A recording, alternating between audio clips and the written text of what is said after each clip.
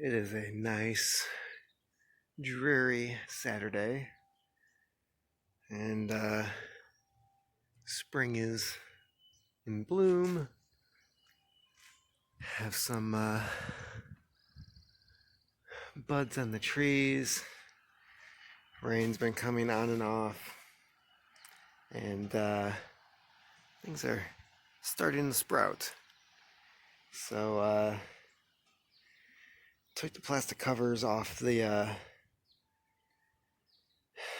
beds so they could get some water. It's supposed to be almost 60 today. Warm front coming through, which means a lot of rain.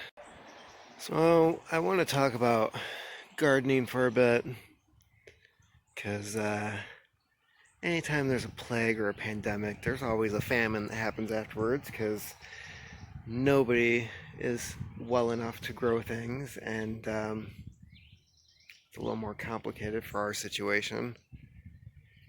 Nobody's going to harvest. Who knows if anybody's going to be able to plant. They keep saying the supply chain is strong and healthy, and if that was the case, they wouldn't be complaining about people stocking up when they hear, hey, you're going to have to be stuck in your houses for a couple weeks, maybe longer, or longer than longer. The point is, I guess you can't really complain about people stocking up on things and then saying, hey, our supply chain is strong, there's no reason to do this. You're kind of backtracking on what you just said. So the other day, I went online and checked a couple of websites that I usually buy seeds from or have bought seeds from in the past. Primarily locally owned. You know, they tend to carry things that I know is going to work well in my area. And there was 4 responses that I kept seeing on the websites. Not guaranteed for delivery due to being short-staffed and coronavirus. Currently not taking orders. Not taking orders until further notice, basically indefinitely. And the only company I saw, and I checked 5 or 6 of them, was Burpee, which of course is owned by Monsanto, so they've got a huge stockpile of seeds. Not really the kind that you want for something like this. And they seem to be doing fine. So, if you see any seeds at your local store, I was able to pick up quite a few packets from Meijer supermarket. They got them in. They usually get stuff in ahead of time, early for the season. Who knows? Maybe the supermarkets, because they purchased early, were priority. I don't know. But if you are at home trying to order some online, I'm just going to say good luck. In Australia, I forget the guy. There's a channel where this guy went to his local nursery, and keep in mind, Australia, they're coming towards their winter, and yet their nurseries are sold out. Even the plants that, it's coming well out of season, like peppers, they're sold out. I think it's just people hoping to be able to grow stuff at home, kind of seeing what I'm seeing, and thinking ahead. But if you have a chance, get a garden going. On other news, 21 million people, or at least their cell phone accounts, disappeared in China over the last 3 months. And this is a society where having a cell phone or having an account is mandatory. The government keeps track. money is exchanged via cell phone. You can't travel without a cell phone. Um, it's very restricted. And the fact that these people either well, you can't cancel your account. That's the thing. So what happened to these accounts? And that's a big mystery. Because at the moment, the U.S. is surpassing China's official number for the number of cases. And I keep seeing these posts where they're saying that, China and South Korea got it right. I think South Korea got it right.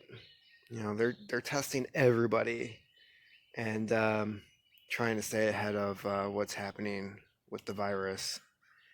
China, on the other hand, there's they have their honor and their pride, not so much like Japan, but different sense. They, being a communist government, they have to look good.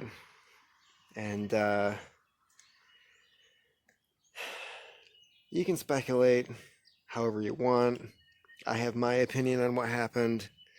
I just have a bad feeling that what this is a lot worse than what they're telling us. I think that's why our government and everybody else is freaking out. Because, if China is able to squash everything like they say they did, I think the reaction would be a lot different. And on a side note, I think Donald Trump, if he doesn't have the final say. I think when it comes to him reopening things by Easter, I have a feeling the governors and local governments are going to have another plan, and that's not going to happen. Sure, there's going to be those people that listen to him because they think that he's like their Lord and Savior or whatever. But they do that, more people are going to die. A lot more people are going to die. And so anyways, those are my thoughts for the day. And officially, I'm not going back to work until April 13th. And my boss sent me a text message the other day saying, even that's up in the air. There's no telling how long this is going to go on. Of course, my governor and Trump are duking it out on Twitter. Our politicians are duking it out on Twitter. We're fucked. So last time I checked, my county has, I think it's 11 patients altogether. The hospital I used to work at, they're still struggling with supplies. And honestly, that's nothing new. I remember, man, was it H1N1? I don't know, I worked through all of them. SARS, H1N1, MERS, Middle Eastern Respiratory Syndrome. That didn't really come over here. Ebola.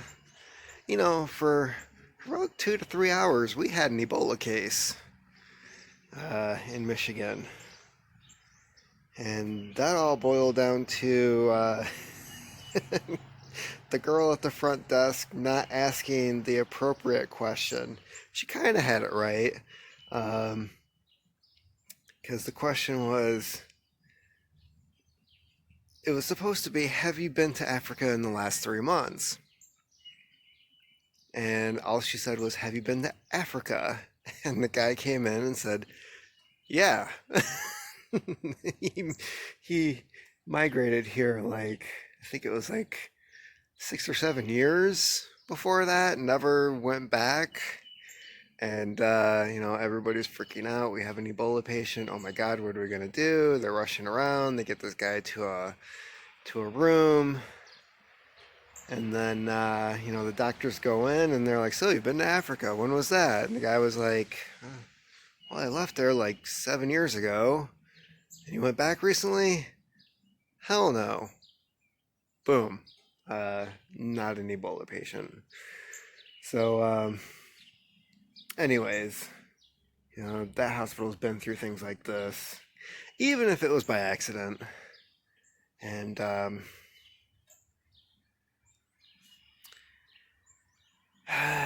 don't know. I don't know what the hell's going on. I feel like we're doing really good with our food right now. Um, I have this policy of like really nothing's getting thrown out if something's been in the fridge for 2 to 3 days. Damn it, I'm eating it. I don't give a shit if I'm sick of it or not.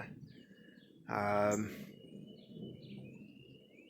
Hopefully this garden stretches out our what food we have in the house.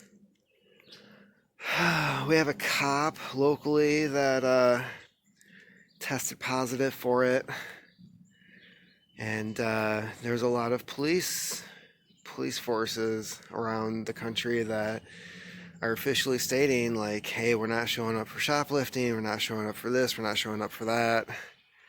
um, I guess their solution is to just tell people don't be a dick. I don't know. uh, that worries me, because I still see people around here not taking things seriously. I went to the store the other day and yesterday made a quick run because we ran out of bread. Oh no. Um, Had to get milk, had to get bread. The usual snowstorm purchase bullshit. And man, it was just like, nobody was keeping a distance when they were in line at the register. The people at the register, they had gloves on. I didn't see anybody this time around wearing masks. This dude in dreadlocks walked by and he's like, excuse us. And I'm like, dude, are you fucking kidding me? And I don't know. I Unless it's absolutely necessary, not going again anytime soon. I mean, we'd have to have like a pretty long list, and I'd have to like freaking gown up or something before I'd go back to the store at this point.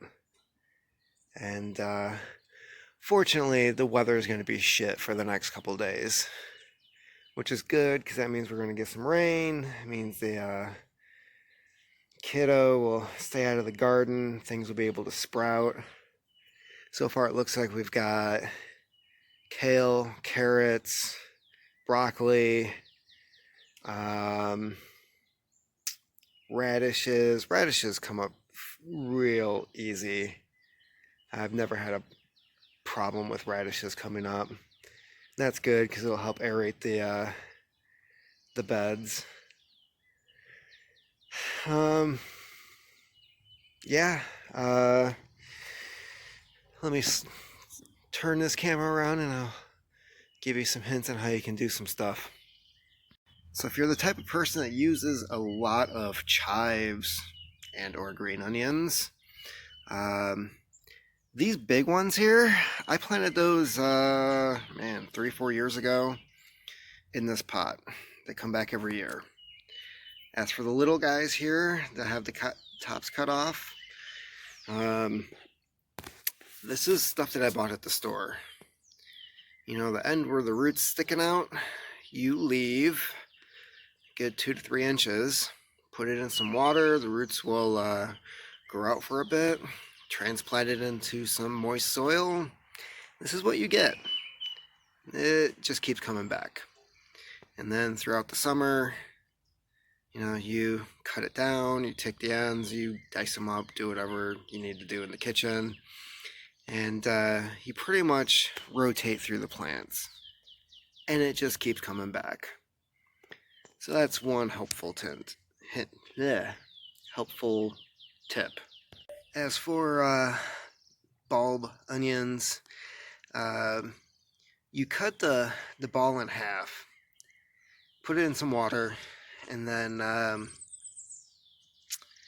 The root ends you put down in the soil, and I'll see if I can show you.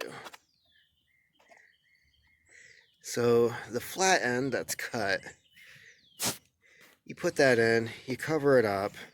The rain will get this nice and wet, and those onions will start to come back.